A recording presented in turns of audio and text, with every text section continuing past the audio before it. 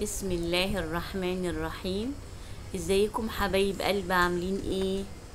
النهارده بقى هنعمل مع بعض حاجة حلوة كده واقتصادية وسهلة جدا، كل بيوتنا بيعملوها في اي وقت، وكله بيحب الجاتو اللي هو الجاتو الشاتو زي ما بيقولوا، او كيك الشوكولا، او انا بسميه جاتو الغلابة عشان مكوناته سهلة كده وبسيطة وموجودة في كل بيت، وحتى لو مش موجودة فامكانياته ايه يعني بسيطة.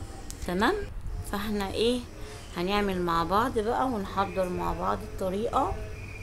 طبعا انا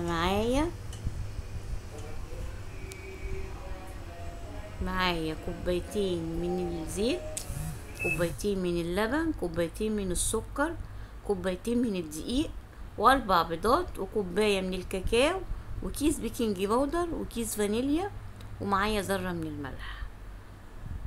طبعا هناخد الخليط، الاول هنضرب اللبن مع البيض مع الزيت والكاكاو، نضربه كويس جدا لحد ما يعمل معايا صوص تقيل.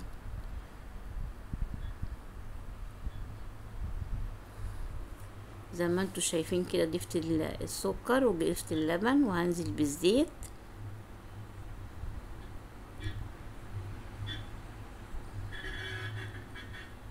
وبعدين بقى هضيف الكاكاو وهنضرب بقى. تمام. لحد ما يبقى معايا القوام بتاعه، هيعمل معايا صوص كده.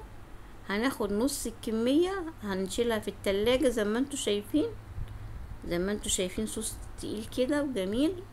وانا بحب اتقله يعني عشان يبقى ايه قوام الجاتو يعني يبقى كريمي يعني. وهضيف بقى الاربع بيضات، وهضيف عليهم ربع كوباية من اللبن عشان انا عايزة ايه الخليط بتاع الخلاط يبقى يعني سائل شوية اللي انا هضيفه على الدقيق.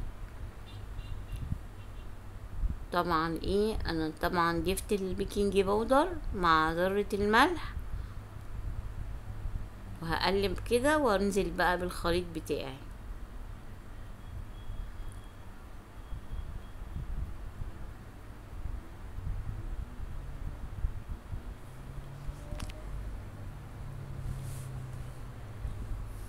وطبعا لما نيجي بقى نشتري الكاكاو يعني نشتري النوع نضيف، عشان كل ما يكون الكاكاو نضيف بيبقى الكيك بيطلع طعمه لذيذ وحلو.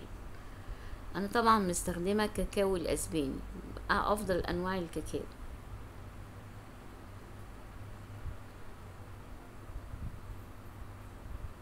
وهفضل اقلب بقى كده زي ما انتوا شايفين لما يبقى معايا الخليط زي ما انتوا شايفين كده القوام بتاعه كده. تمام. وهجيب صينيه وهدهنها بقى بشويه من الزيت، وهعفرها بالدقيق، وانزل بالخليط بتاعي على درجة حرارة 170، وهحطه على الرف الاوسط في الفرن، وهسيبه حوالي نص ساعة. وهروح بقى معاكم احضر الكريمة.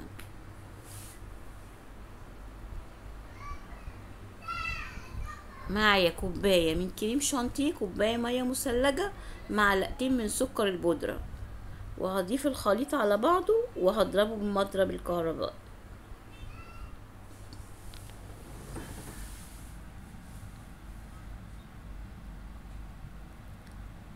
زي ما انتوا شايفين كده.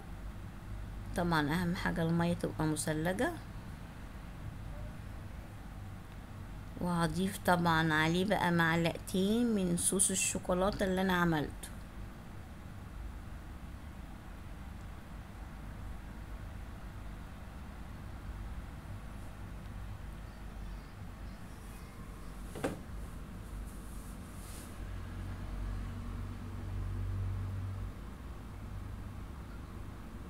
زي ما انتوا شايفين كده. اللهم صل وسلم وبارك على سيدنا محمد وعلى اهله وصحبه وسلم.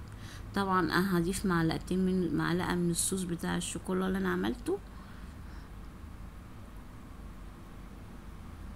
وهضرب كمان تاني، وبعدين بقى هدخلها الفريزر تتجمد معايا شوية، تتماسك معايا.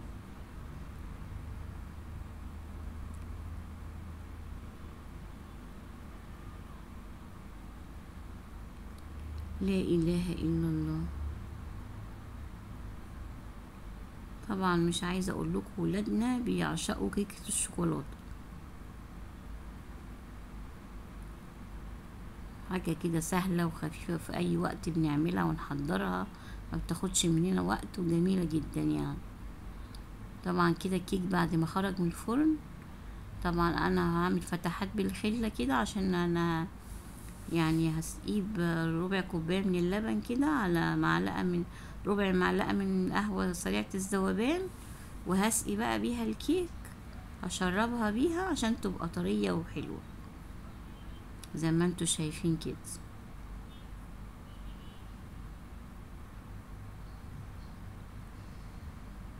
وهجيب بقى الكريمه اللي انا عملتها، هدهن اول طبقه كده من الكريمه اللي انا عملتها زي ما انتوا شايفين كده. طريقته سهله وجميل جدا، اي حد فعلا طعمه بيبقى تحفه يعني.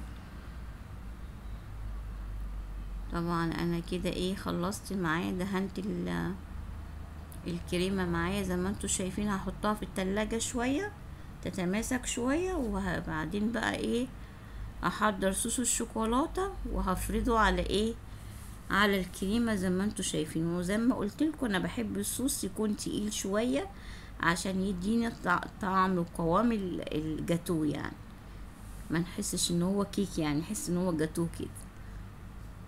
وادينا ادينا حطينا الصوص على الكريمه، وهنبتدي بقى ايه نقطعها بقى على شكل مربعات كده، وطويله ومربعات مربعه ومكعبات مربعه زي ما انتوا شايفين كده يعني، حسب ما بنحب بقى نقطعه. وانا هزوقه، هعمل كده ورد بقى ايه بالكريمه، هعمل كده ورد بالكريمه وهزوق طبعا التزيين بتاعه بقى، هزينه بالاوريو وبشر البسكوت بالشوكولاته زي ما انتوا شايفين كده. طريقته سهله جدا، اي حاجه بقى يعني ممكن ما نحطش عليه اي حاجه، هو تحفه لوحده يعني. زي ما انتوا شايفين كده، حاطه بشر البسكوت وحاطه الاوريو مزوده مزيناه بالاوريو.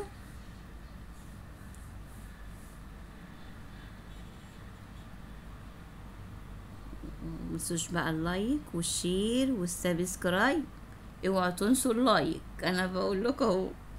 ربنا يكرمكم يا رب.